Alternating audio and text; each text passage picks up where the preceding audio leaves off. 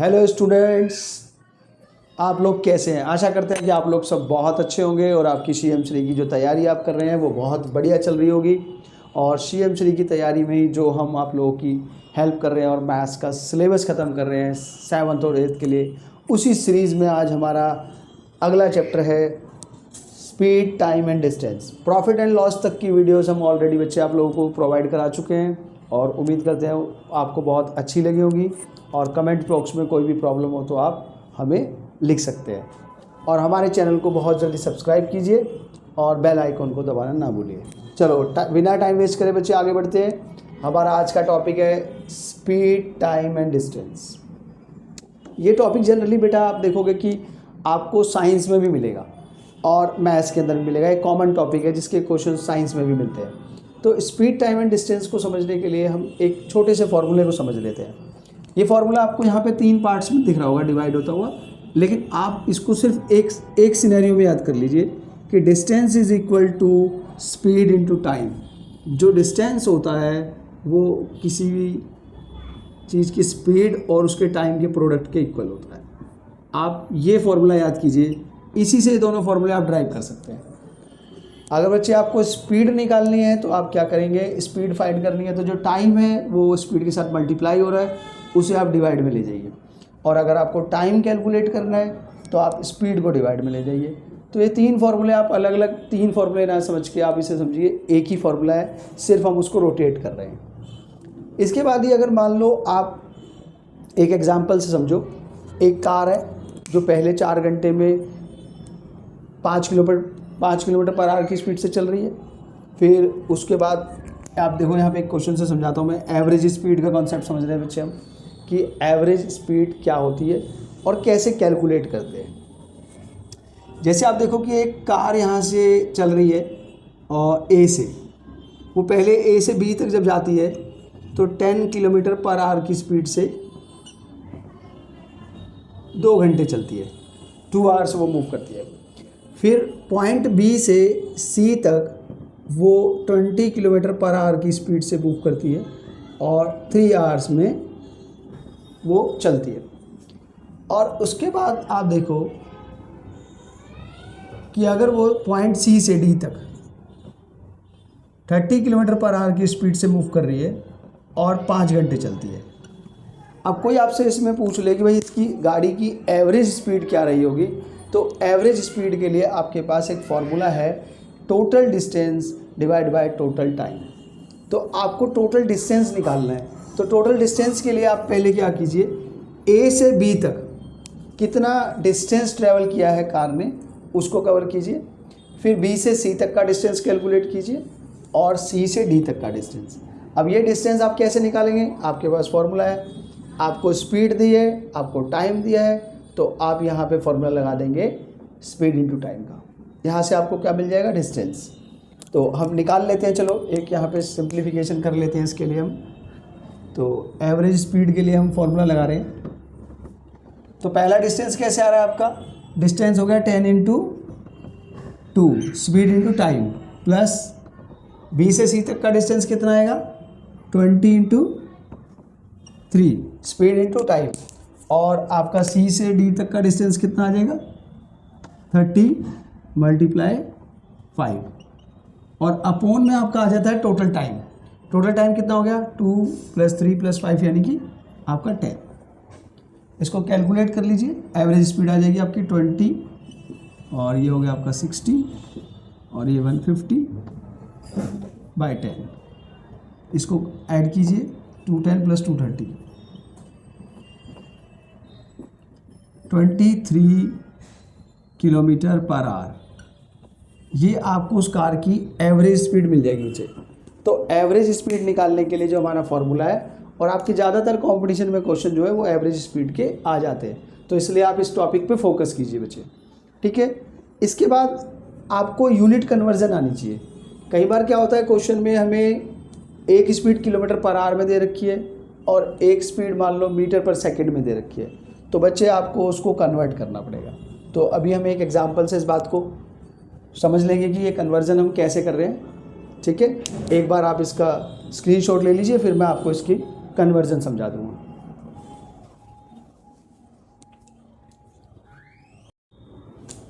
Hello बच्चे, अब यहाँ पे देखेंगे बच्चे इस टॉपिक में हम बात कर रहे थे कि मैं आपको कन्वर्जन्स बता देता हूँ। और कन्वर्जन में आप देखेंगे कि मेजरमेंट एंड कन्वर्जन वाला जो टॉपिक हमारा यहाँ पे आप देख रहे हैं कि आपका चैप्टर 13 है, वो भी मैं इसी टॉपिक में आपको क्लियर कर दूँगा। तो ये वाला चैप्टर भी आपका इसी के साथ हो जाएगा। अब मैं अभी आपको बता रहा था कि यूनिट कैसे कन्वर्ट करना है। जैसे आपको दिया हुआ है कोई किलोमीटर पर आवर में स्पीड दे रखी है, मान लो 10 किलोमीटर पर आवर में हमारे पास स्पीड है, और इसको हमें कन्वर्ट करना है एक मीटर पर सेकंड में, या फिर हमें इसे कन्वर्ट करना है मीटर पर मिनट में। तो आपके पास दो तरह की कन्वर्जन्स आती हैं इससे। और या फिर ऐसा होता है कि यूनिट आपको कोई इसमें दी हुई है मीटर पर सेकंड में या मीटर पर मिनट में, आपको किलोमीटर पर आवर में चेंज करनी है। यहाँ पे आप किलोमीटर पर आवर लिख लीजिए, ठीक है। अब इस कन्वर्जन को देखेंगे हम कैसे करते हैं। बहुत सिंपल है, जैसे कि आप कन्वर्जन यहाँ से थोड़ा टेबल से भी समझ पाएंगे। सबसे पहले आप देखो, आपको यहाँ पे किलोमीटर है, मीटर में आना है, दोनों ही केस में आपको मीटर में आना है। तो किलोमीटर को जो आप लिखेंगे, किलोमीटर आपके पास लिखा हुआ है इधर, और अपोन में लिखा हुआ है आर। तो किलोमीटर से आपको ये देखिए, किलोमीटर वाली आपको यहाँ पे टेबल दिख रही होगी। किलोमीटर से आपको आना है मीटर में। तो आपको ये देखना है कि आप अगर टॉप से बॉटम की तरफ आ रहे हैं, यानी कि किसी बड़ी यूनिट से अगर छोटी यूनिट की तरफ आप जा रहे हैं, तो आपको यहाँ पे करनी पड़ेगी बच्चे मल्टीप्लाई। ये ध्यान रखना, इसमें क्या होता है, मल्टीप्लाई होता है जब भी हम बड़ी यूनिट से छोटी यूनिट की तरफ आते हैं। यानी कि अगर आप टॉप टू बॉटम जा रहे हैं, तो आपको मल्टीप्लाई का कॉन्सेप्ट लगाना पड़ेगा। और कैसे लगाना पड़ेगा, आपको देखना है कि इन सब में 10-10 का डिफरेंस है। आप किलोमीटर से मूव कर रहे हैं तो किलोमीटर को काउंट मत कीजिए, नेक्स्ट से काउंट कीजिए 1 2 3। हमें मीटर में पहुंचना है 1 2 3। जिस पे पहुंचना है उसको काउंट करेंगे, जिससे चलना है उसको काउंट नहीं करेंगे बच्चे। 1 2 3 यानी कि आपको 1000 से मल्टीप्लाई करने के बाद ये मीटर में कन्वर्ट होता नजर आएगा। तो आप यहाँ पे लिख सकते हैं, ये हो जाएगा आपका 10 मल्टीप्लाई 1000, और ये कन्वर्ट हो जाएगा मीटर में। अब इसी तरह से आप आवर्स को देखिए, आवर्स में लिखा हुआ है, आवर्स को चेंज करना है हमें किस में, सेकंड में या मिनट में। तो आपको पता है कि 1 आवर के अंदर कितने मिनट्स होते हैं। 1 आवर में आप जानते हैं कि हमारे पास एक घंटे के अंदर हमारे पास 60 मिनट्स होते हैं। तो आप इसको 60 से अगर मल्टीप्लाई कर देते हैं तो ये किस में कन्वर्ट हो जाएगा, आपका मिनट्स में। और अगर इसी को आपको सेकंड में करना है तो आपको पता है 1 मिनट में 60 सेकंड्स होते हैं। तो आप इसको फर्दर एक और 60 से भी मल्टीप्लाई कर सकते हैं, तो तब ये आपको मिलेगा मीटर पर सेकंड में। फ़िलहाल कैसे आ रहा है ये, मीटर पर मिनट में। तो आई थिंक आपको बात समझ में आ रही होगी। अब थोड़ा सा सिंप्लीफाई कर लेंगे इसको, तो आपकी कन्वर्जन यहाँ पे क्लियर हो जाएगी। आप थोड़ा सा इसको कट कर लीजिए, तो आपका यहाँ पे जो आंसर आ जाएगा, अभी हम पूरा डिवाइड नहीं कर रहे, ये हो जाएगा 1000/6 मीटर पर मिनट। और इधर कट कर लेंगे तो हमारे यहाँ पे 2 0 कट जाएंगे, और फिलहाल आपको मिल जाएगा 100/36 मीटर पर सेकेंड। इसको आप डेसिमल में भी निकाल सकते हैं और सिंप्लीफाई कर सकते हैं दोनों को। तो फिलहाल मैंने इसको बिल्कुल डेसिमल में नहीं निकाला, फ्रैक्शन में ही छोड़ दिया। तो आप इस तरह से कन्वर्जन्स को कर सकते हैं। और एक आपकी कन्वर्जन जो ये वाला टॉपिक है चैप्टर नंबर 13, वो इस टेबल से हो जाएगा।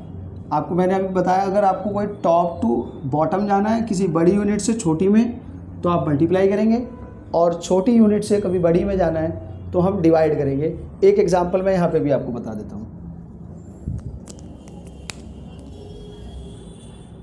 एक एग्जांपल हमें ले लेते हैं, जैसे हमारे पास एक छोटी यूनिट ले ली हमने, हमारे पास लिखा है सेंटीलीटर, 50,000 सेंटीलीटर लिखा हुआ है। इसको कन्वर्ट करेंगे।